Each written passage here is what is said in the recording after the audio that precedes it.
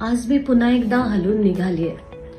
आताच काही वेळापूर्वी आत्रकी खुर्द नावाच्या एका गावातनं, जो तालुका फलटण जिल्हा सातारा इथून 32 वर्षाच्या रत्नशील निंबाळकर नावाच्या एका तरुणाचा पुन्हा एकदा अतिशय क्रूर असा खून करण्यात आला।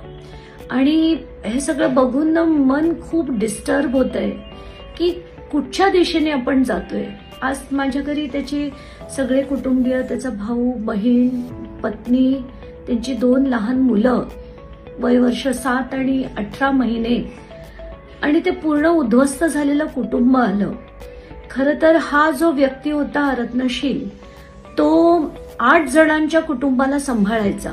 म्हणजे त्याचे आई वडील, तो, त्याची पत्नी, त्याला 2 मुलं होती, आणि काही वर्षांपूर्वी त्याच्या ती बहीण देखील विधवा झाली होती।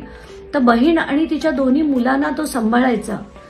आणि तिच्याच एका मुलाला तो 10वीचा पेपर होता म्हणून सोडायला गेलेला, आणि 12 मार्चला एका विकृत मनोवृत्तीच्या दत्तात्रय निंबाळकर नावाच्या एका माणसाने, म्हणजे दत्तात्रय निंबाळकर हा निंबाळकर म्हणजे तेच जरी आडनाव असलं, आणि या माणसाला खरं तर पूर्ण गाव काका म्हणायचं, तर अशा माणसाने गाडीने ठोकून त्याला आधी पाडलं आणि कोयत्याने मारलं। आणि त्याचे ते पिक्चर्स इतके भयानक आहेत की बोलवत सुद्धा नव्हतं मला।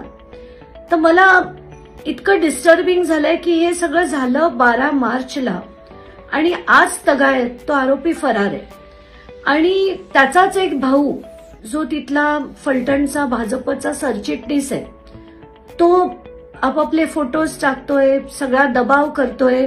तिथल्या एकही मीडिया चॅनलनी ही बातमी केली नाही, बातमी लावली नाही। सगळ्यांवर दबाव आहे असं सांगण्यात येतंय। गावात सुद्धा कोणीही त्यांना काही मदत करत नाहीये, का तर सगळ्यांवर राजकीय दबाव आहे। तर मला असं वाटतंय काय चाललंय आणि का त्यांना न्याय मिळत नाही। म्हणून मी खरं तर जेव्हा मला पहिल्यांदा त्यांचा फोन आला तेव्हा मी परदेशी होते। तिथून देखील मी समीर शेख, जे तिथले एसपी आहेत, त्यांच्याशी बोलले। त्यांनी मला आश्वासन दिलं होतं की मी काम व्यवस्थित करेन, सहआरोपीला मी पकडलंय, आरोपीला देखील पकडू। पण आतापर्यंत काही झालं नाही। आणि आज हे जेव्हा आले तेव्हा पुन्हा मी त्यांच्याशी बोलले, तर ते स्वतः सुद्धा अतिशय डिस्टर्ब्ड आहेत, आणि ते एक चांगले ऑफिसर आहेत। तर म्हणूनच मला 5 दिवसात मी हे सगळं रिझॉल्व्ह करतो असं त्यांनी आश्वासन दिलंय। तर मला खरंच अपेक्षा आहे की अशा चांगल्या ऑफिसर्सनी आता ह्या खालच्या लोकांवर न सोडता, कारण खालचे अधिकारी आहेत ते काही आमिष असल्यामुळे किंवा प्रेशर असल्यामुळे काम करताना दिसत नाहीयेत। तर एसपींनी अशी जी प्रकरणं आहेत तिथे जातीने लक्ष घालून त्या कुटुंबाला न्याय मिळवून द्यावा अशी मी त्यांना नम्र विनंती करते। आणि मला खात्री देखील आहे की एसपी समीर शेख हे नक्कीच करतील। नवीन घडामोडी पाहण्यासाठी आजच आम्ही मुंबईकर 24 तासला लाईक करा, सबस्क्राईब करा आणि अपडेट रहा।